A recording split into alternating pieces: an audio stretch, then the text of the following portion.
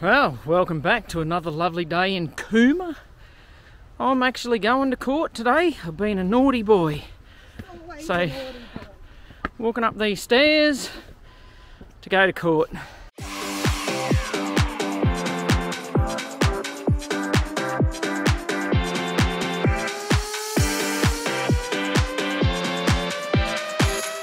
There's actually a few things to do in Cooma. We're going to check out the Snowy Hydro Discovery Museum sort of thing.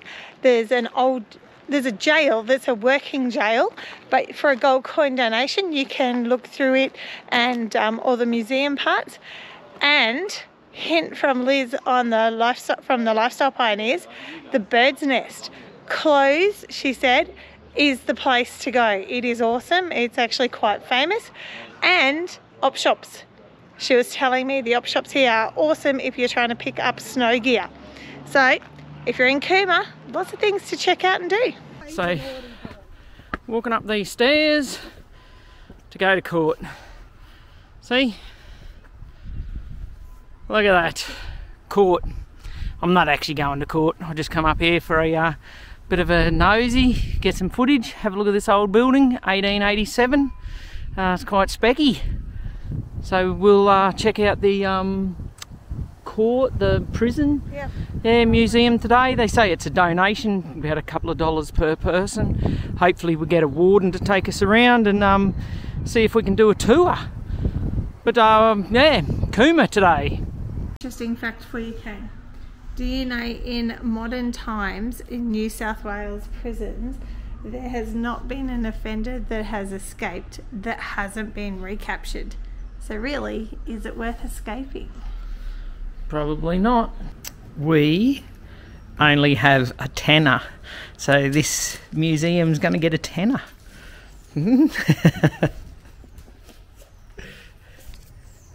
Where's all their coins? Did we use them on the washing machines? No, the last lot we used up on the apples. Oh no, not the apples. Not the apples. Did you know that the Kuma jail first opened in 1873? It's actually still going today. They reckon 65% of the original granite blocks are still part of the complex today.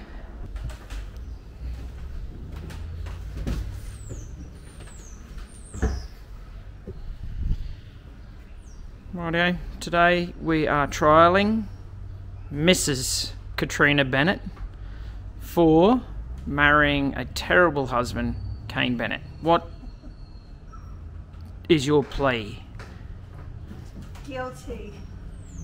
Because I have a terrible husband. I know. Why would you even consider marrying that guy? Okay, Mrs. Bennett, for your wrongdoing of marrying a terrible husband, you shall be locked up in this lovely cell here, specially made for you with a nice big steel door.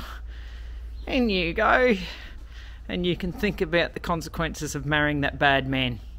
It is. So I think the bad man should be allowed to run around to do what he likes as a really bad husband.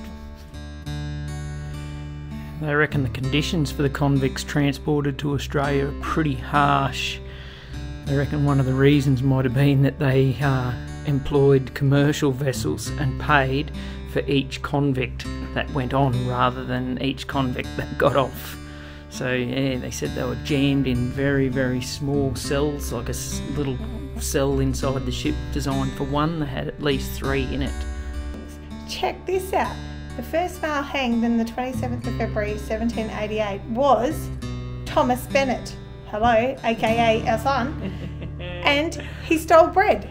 What does Thomas like to eat? Thomas, you love bread. You've been a very naughty boy. A very naughty boy, Thomas, so stop doing that.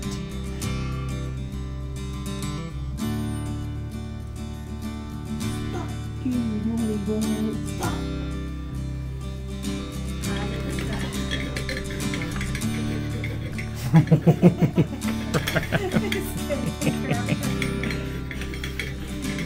What are you doing, buddy? That's so not nice. Bit of bulletproof glass here that was used in watchtowers and facilities, some of the prison facilities. Looks like somebody's had a go at shooting through that one. But alas, it's bulletproof. Well, this Kuma Correctional Centre Museum has some wonderful information on all the jails throughout New South Wales and memorabilia and all that. And Kane wasn't super keen to go see the old jail at Cooma. He was like, yeah, we've seen jails.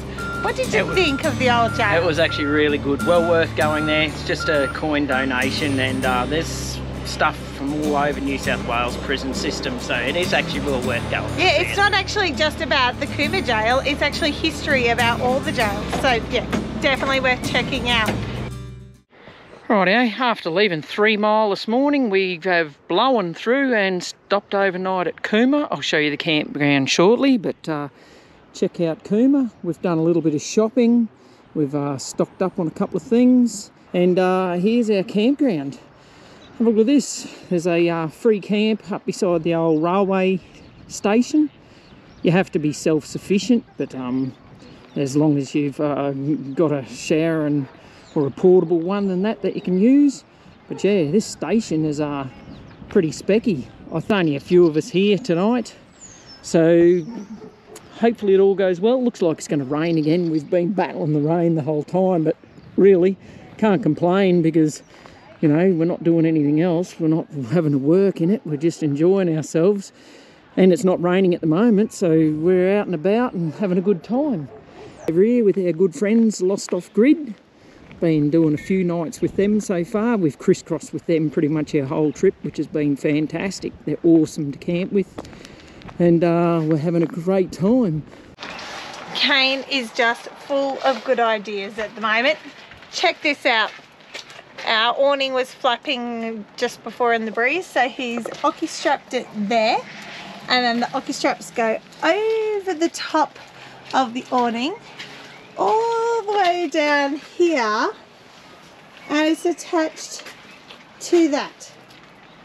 Safe as houses is my anti-flap kit. What a genius. Chris is not good at encouraging. Chris is encouraging these dumb ideas. Genius ideas up here. Kane thinks he's a legend now. Caravan awning. It's a car awning. It's a Chris and Marsha's awning. Anyone would think it's raining or something. No, rain. We haven't seen a drop of rain.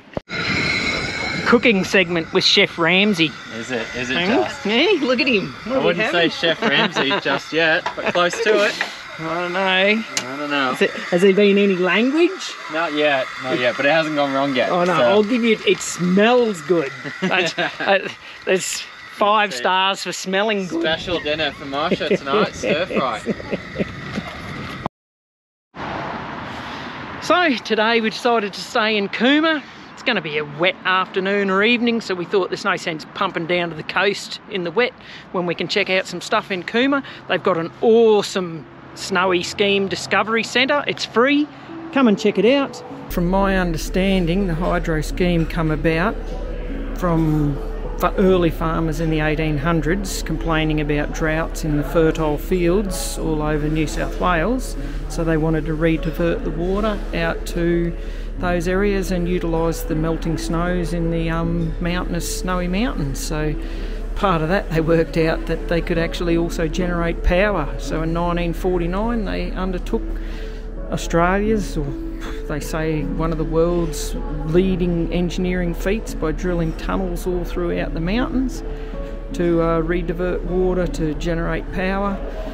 It took 25 years to build, and they're still going today. So check out the model of the drilling machine being used at the Snowy Hydro 2 stage. It's 140 something metres long.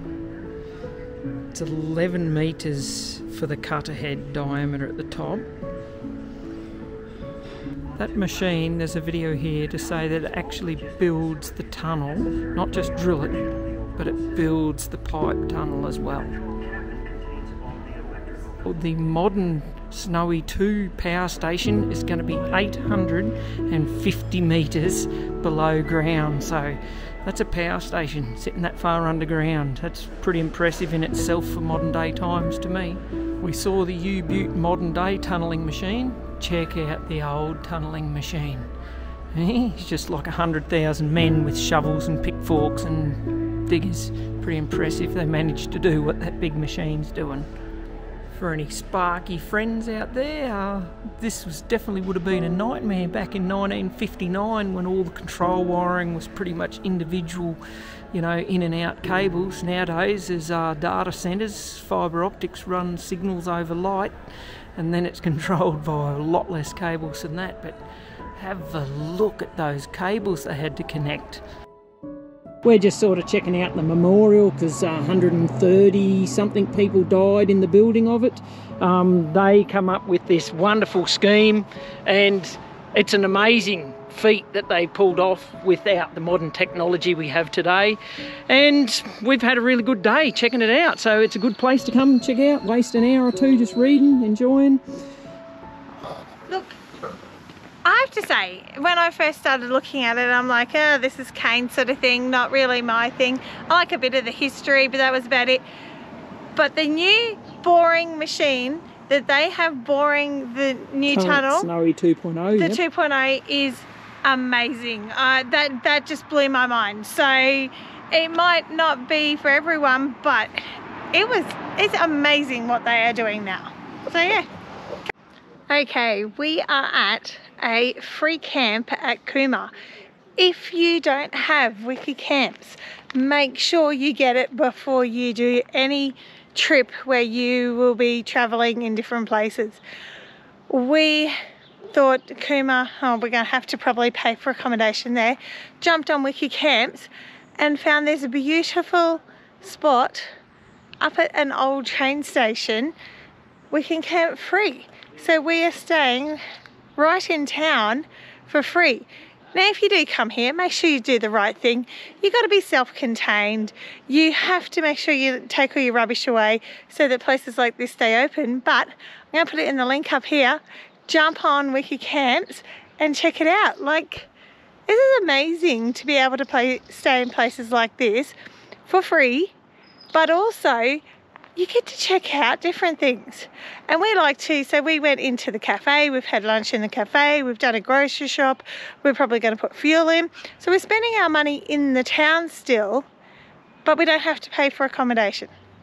Win-win. Okay, at the time we stayed there, this was an awesome free camp in Cooma, but we found out since that the railway station has actually sold and the new owners are not allowing any free camping there. So unfortunately, Cooma now doesn't have a free camping site. So really sorry to pump it up that this was such a great spot in the video, but yeah, it's off wiki camps now and you can't camp there. So unfortunately, it's back to a caravan park if you want to check out Cooma. There's a view here tonight. Not sure of the limit here, but this will be our second night, and yeah, we can have steak because we're not paying for accommodation again. Look at it. Yum.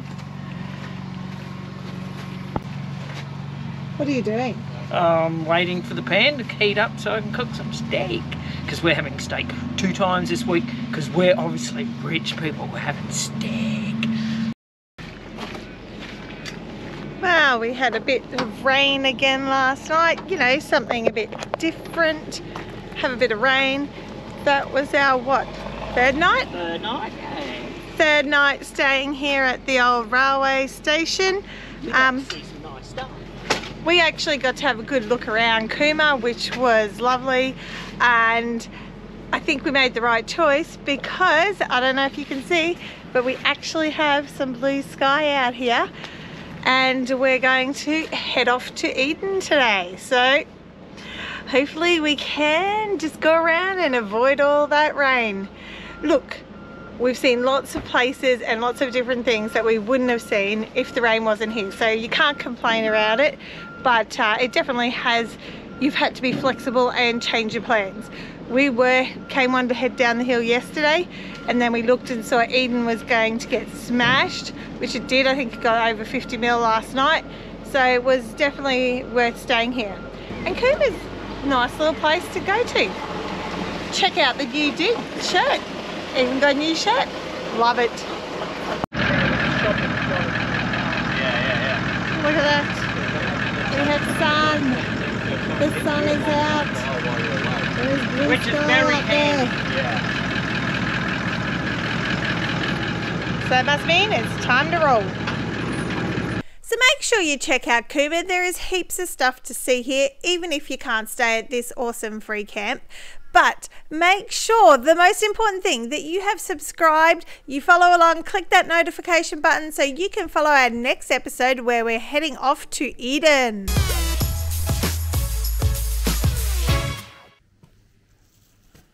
Excuse me, madam. Can I enter this prison? Ah, thank you very much.